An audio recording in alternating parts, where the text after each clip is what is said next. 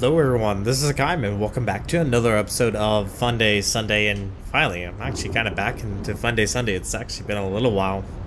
Today I'm showing off a replay by Jorge, better known as Murakumo, one of my clanmates. He is currently showing off the Atago, and the Atago, plus most IJN cruisers, got a recent buff. And as you can see, before we really get too far, there is a CV in this battle, plus a lot of tier 9 battleships. Iowa and 2 Musashis on the enemy team, plus the new British battleship, the Vanguard. But as far as everything else, fairly light, mostly tier 8s, except for the destroyers are tier 9. So, IJN line got a major buff, and it kind of needed it, I will admit. It's been, well, pretty much it's been overstepped by the new cruisers coming out, so I kind of need a little bit of love. Now, I will fully admit, there's certain ships that I think are now very powerful at their tier. So the most important thing that the IJN cruiser lines got was the fact that their dispersion was very much improved. Many of the cruisers now have the same dispersion or very similar dispersion to the Zhao at tier 10, and the Atago is no exception. But the Atago also got a nice little buff with its traverse time. Miyoko also got this buff, which the Miyoko definitely needed. Very much needed for that. So yeah, very powerful at the moment. And I've actually never personally played the Atago. I played the ARP at Takao, which is basically the same thing, just isn't as stealthy as you would like it to be. Now, there are other ships in the IJN line that I think are probably a little bit too OP at the moment, and that is going to be the Furitaka, or the Furitako, as many may know. Now, fortunately for Jorge, he does spot the enemy Jutland. Does get a nice hit, and this is the terrifying factor of IJN cruisers, is the fact that their HE shells are quite damning against cruisers. Does actually manage to land a splash damage against the Jutland, does get a base reset, and just look at this. This is how you play the IJN cruisers. They're really good at kiting, not so much as far as pushing in, and unfortunately it does look like the Jutland did drop torpedoes, but should not be that big of a concern at the moment. Now, it does look like the enemy team is pushing quite heavily into B, at least a few of their battleships. And I will also admit right now that this is kind of, I hate to say it, news to me, but the issue with the Jutland, at least, and that tactic right there that you saw Murakumo actually used his torpedoes to gauge whether or not the direction the Jutland is going. That's actually a really good tactic if you do have torpedoes. But the Jutland, well, he's in serious trouble. The smoke obviously does not stay around for long, but he is currently fighting a Hakaym. Does manage to take out the Hakaym, but unfortunately for him, at the exact same time, Murakumo does get the last shot off on that Jutland, does take him out. So A is very much open to be used, but he does spot the enemy Vanguard currently sitting in that cap, and it looks like he is going to have to deal with this island, so he's going to quickly get turned around. And Vanguard, I've seen the Vanguard a few times, and it kind of has more of that war spite feeling than the Queen Elizabeth. No, not the Queen Elizabeth. What am I saying? The KGB. And I don't know. It's just it's aggravating at times. Now, it does look like the enemy CV is dropping our friendly cruiser off to the left-hand side. The Baltimore, fortunately, does look like a few of his squadrons have at least died, and that Vanguard is taking his time. It doesn't look like he's currently rushing in.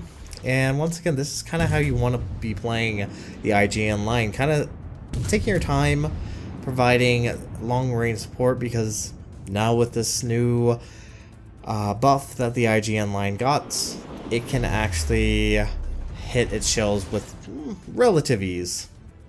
Relative ease, to say the very least. But at the moment, enemy team is currently down 2 ships. They currently hold B, and the friendly team does manage to hold A. Or sorry, B, for that matter. Now, one kind of surprising factor is there's actually only 2 destroyers in this match. For the most part, I've seen a lot of destroyers and a lot of battleships. And for once, this is actually not the case. Now, he does switch over to AP, and the IJN AP is devastating. It is probably by far what a lot of people unassumingly ignore to recognize that the AP on IGN line are quite devastating. His salvo there does get a hit but does not kill him, and once again using those torpedoes to kind of gauge the velocity of the ship, gets the shot off. And I will have to say right there, that's a nice hit right there.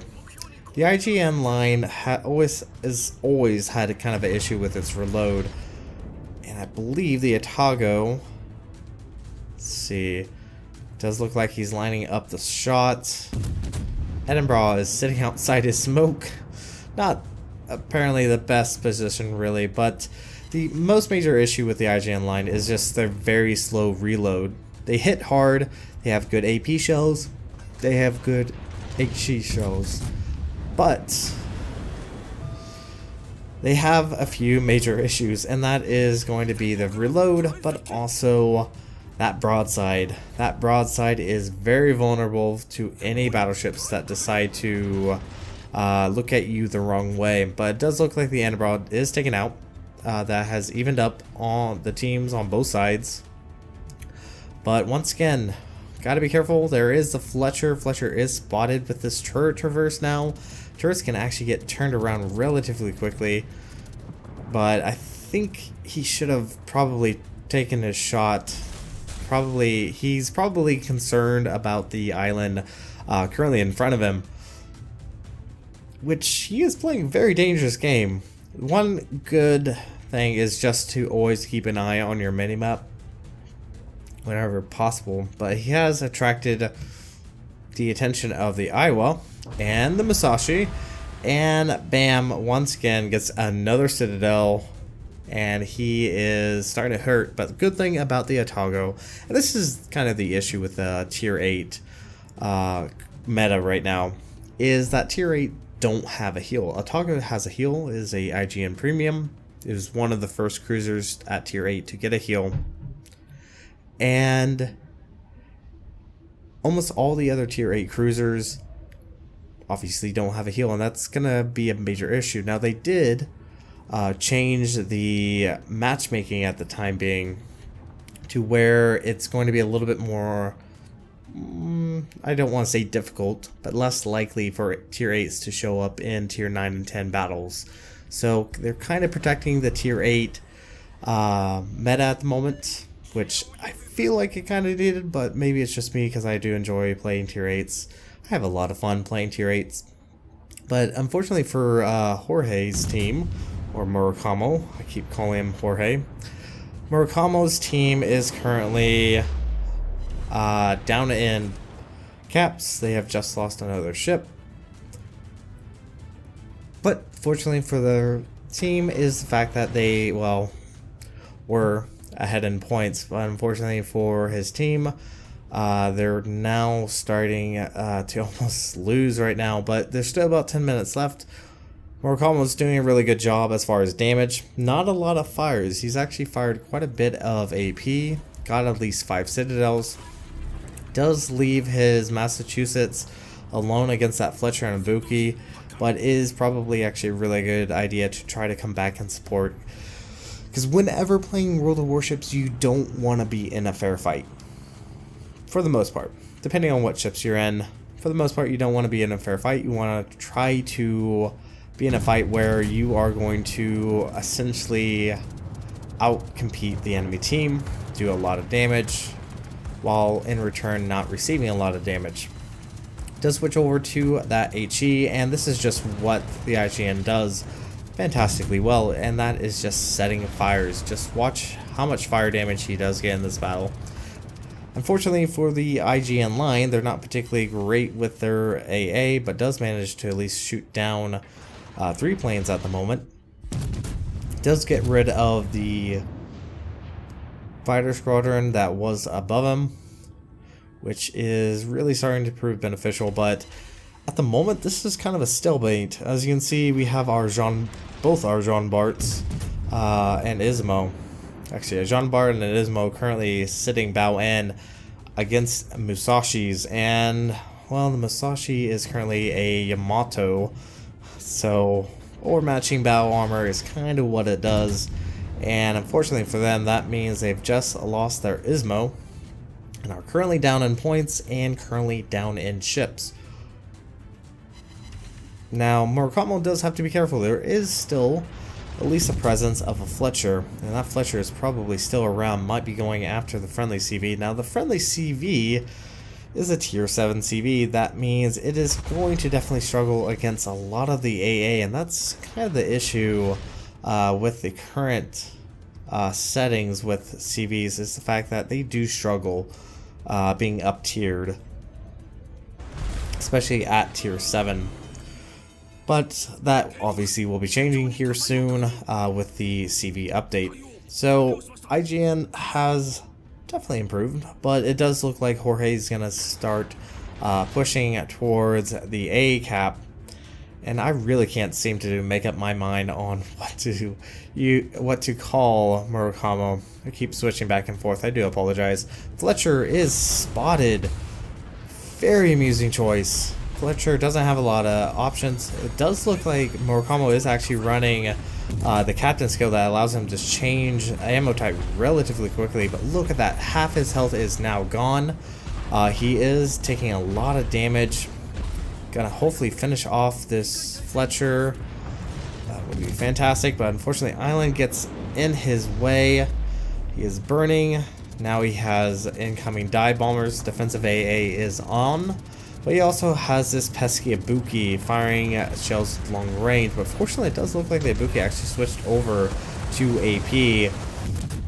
That actually does allow him to survive for a little bit longer. Jorge's doing his very best, does drop torpedoes. Probably want to finish off that Fletcher as quickly as possible. And of course he gets another fire on him. Murakumo does address that fire right now, and hopefully should be able to finish off this Fletcher. He's very low in health. Enemy team is still ahead in points and currently ships. Nice big ol' hit against that Fletcher, not enough to kill him, and hopefully can this last salvo finish off. Now the enemy Ibuki is very low in health, might be able to finish him off as well. Gets the kill on the Fletcher, switches his attention over to the Ibuki. Ibuki's very low in health. Probably should just go ahead and keep the HE. Doesn't look like he switches over to AP. Let's see if Murakumo will actually get the kill. No, Ibuki actually sped up. Misjudged on the salvo there. Probably should just go ahead and slow up a little bit right there, but unfortunately they've just lost their Jean Bart to the enemy Vanguard. Gets a decent hit on that Ibuki, but definitely need to take him out. Now unfortunately for Murakumo, he's in kind of a not very advantageous position. He's not really in a place where you can get a good hit on the Ibuki. Now keep in mind, Murakumo has taken a lot of damage, he's dealt a lot of damage, and does look like the Jean Bart is finally able to take out that last Ibuki, evened up the ships, but unfortunately the points are currently now in the enemy's favor still. Is spotted by the enemy CV's fighters. Hopefully they were able to shoot it down. Now that he hasn't actually lost that much AA, he's only lost 10 of his 3.1 and 10 of his 5 kilometer AA mounts. But as you can see, IJN cruisers AA guns aren't particularly the greatest in the world. It does get at least one plane kill, and definitely need to at least shoot down some more fighters there. Try to help their friendly CV, because the friendly CV is bringing out additional torpedo planes and dive bombers to begin bombarding this Musashi because the Musashi's AA sucks.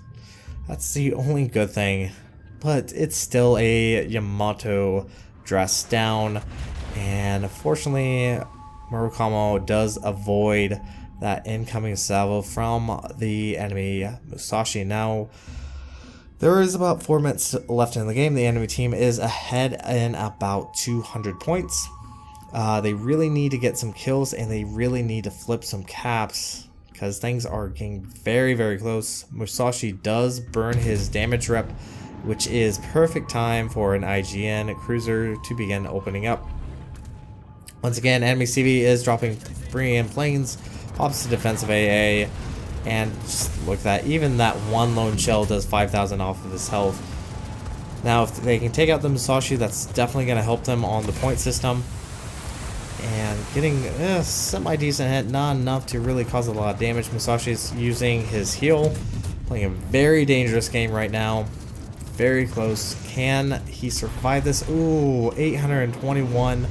Another fire on the Musashi. Things are very close. It looks like the friendly team has taken out another ship. Musashi's very low on health. Can they finish off? Yes, Jean Bart actually gets the kill and has begun capping B. All that's left on the enemy team is the enemy CV and the Musashi, and Murakumo is currently sitting at only 821 points of health. Still 3 minutes left in the map or game at the current time, but they're still down in points. If they can switch A over, that should give them the benefit, but they really can't lose a ship, and unfortunately Murakumo was probably the best ship to go after. Just one bad look from that battleship means his death, and oh boy, here comes torpedo planes. His defensive AA is on cooldown. He does have his fighters up, and hopefully he can survive. Let's see if he can actually survive this. He just can't take any hits at all, can't take a torpedo. Manages to easily avoid that drop. That was not a particularly great drop, and lo and behold, there is the enemy Hiryu, and things might switch over to the friendly team's favor. Still about 2 minutes left in this match. They definitely need to get A, because it does look like the Jean Bart did force to flee out of the B cap. So if they can get the A cap before Murakumo goes down, they should be able to win this. It would be very close. Unfortunately, those are 2 dive bombers, and incoming. Oh, he cannot take a hit at all.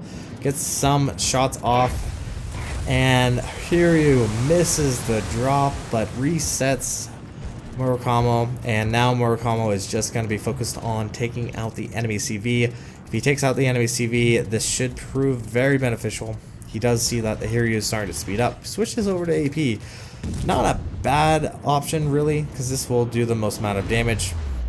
Does get a Citadel, earn Confederate, but really I think HE probably would have been a slightly better choice because that does knock out his flight deck.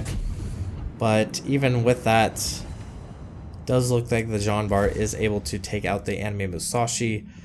And just at this range, even the bombers coming off of the flight deck aren't given enough time before the AA begins opening up on them. But that Hiryu actually has secondaries, and even a secondary at this range could very much end up killing Murakumo. But he does drop his torpedoes, and can he get the kill?